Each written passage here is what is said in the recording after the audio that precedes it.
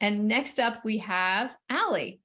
And Allie, I think, is also coming to us from North Carolina. Hi. Hey, how you doing? So, interestingly enough, if you go to my Instagram, the Stretch Lady, I call it 4x4 breath, exact same breath. I have a There you video go. and There you complete go. directions on how to do it. That's Excellent. pretty wild. Well, I know when you wrote in, you talked about inflammation, that you had a lot of inflammation in the body, and that an acupuncturist had told you that your liver was off, is what he said. And when I looked at your picture, what I heard your spirit say is liver congestion. And what that means is there's congested emotions in there. And so then it's going to throw it off, whether your liver enzymes test off or an acupuncturist tells you your liver's off, it's going to throw that off. And liver is where we store anger in the body. And so I take it that resonates. Oh, yes. Yes, incredibly. Okay. And when I can just hear your spirit now, she's already saying that you believe that there's events that if you don't hold on to the anger from your past, if you don't hold on to the anger, then it's like people got away with something they shouldn't get away with. Wow. Does that resonate? Yeah. Okay. Well, that every time we have an inflamed thought, which really is any sentence that ends in an exclamation point. I can't believe that guy did that. I can't believe she said that. I can't believe I forgot to call that person back, or I said I would run carpool, but it's too much and I can't. Anything that has that exclamation point at the end of it produces inflammation in the body. So you combine that, which, because we all have that, right? We're all very expressive humans. Combine that tendency with a liver that isn't fully processing things well because it's congested with so much anger that's being stored there. And you've got a recipe for chronic inflammation that really has trouble settling back down, right? Because there's the emotions that you're storing in your liver that are saying, but we can't forgive and we can't let go because you don't understand. This was so unjust, right? And that is that sense of righteous indignation that we all hold about. We can't just release these things, but then the body stores it as that inflammation and as that anger. So is what you're saying that if that forgiveness, that anger work, that's all done, that the liver can then start to regulate? Yes. Two things. First, I'm going to tell you about something called a liver cleansing patch, where you take a little like cheapy washcloth, real inexpensive, little thin washcloth, and you drizzle about 2 tablespoons of castor oil on it. Then you put it over your liver, right, which is right underneath your right breast, and then a little piece of saran wrap over it, and then heating pad, hot water bottle, microwave thing, whatever you want, for about 20 minutes. You do that each day for about 10 days. Usually the first day, people kind of go, it's like they fully exhaled. Second and third day, you're not so fun to be around. A lot of the stuff that's coming out are those old emotions, and we might find ourselves crabby and not even know why as that stuff starts being released. Because the heat drives the castor oil into the body and into the liver, and it helps flush out emotion. By then the third, fourth, fifth day, it just feels lovely, emotion-wise. And in a lot of parts of the world, they will do some version of this liver cleanse every change of the seasons because they believe you build up anger, right? You store it in your liver. Let's go ahead and clean that out.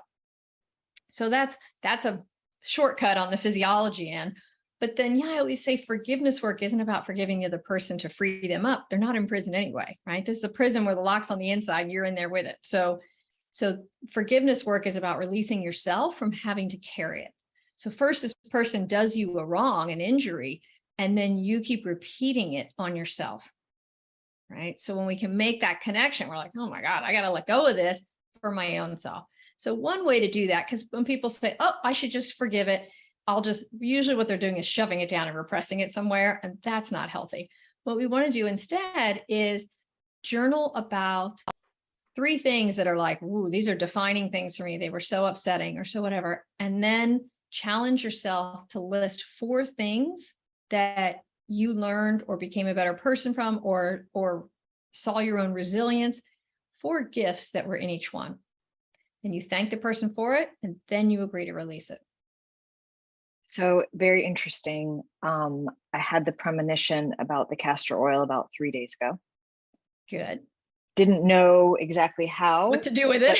Yeah, but I knew there was, and I did in my dreams about 5 days ago. I'm having these issues are all stemming from maternal stuff.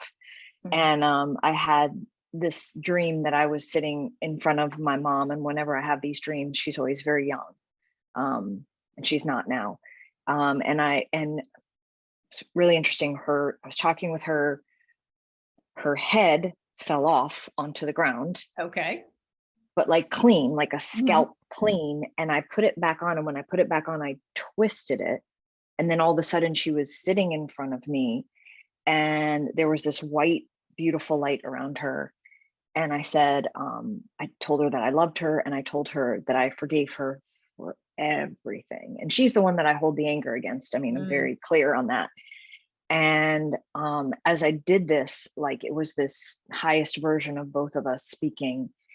And she just was so gracious about it. And then multiple days later, we had a pretty relationship altering conversation in which I'm still figuring out the pieces to figure out what I need to do for myself.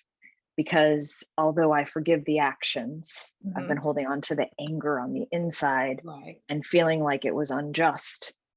And so you can do all the spiritual, physical, metaphysical work, but it also has to release from the body. Your spirit is saying that part of why you chose that mother to incarnate to is because it gave you your warrior energy in this lifetime.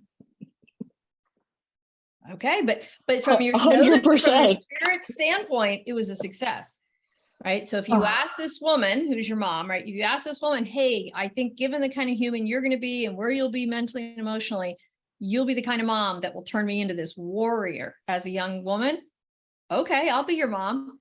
But then your job is when you get down here, don't make me wrong for it, right? And of course we all forget. And of course we make our parents wrong for the choices they make and mistakes and they make that cause us pain. But that's our lesson, is to understand, here's what I got from it. Okay. Thank you so much for your question today. I appreciate you coming on. Thank you. Likewise. All righty. Take care. And again, if you would like to register to win a free mini reading from a medical intuitive, that's me, Christine Lang, go to my website, christinelang.org, and click on the live events page. And there's a little form there for you to fill out, and we will send you instructions on how to enter. Thanks for joining us today.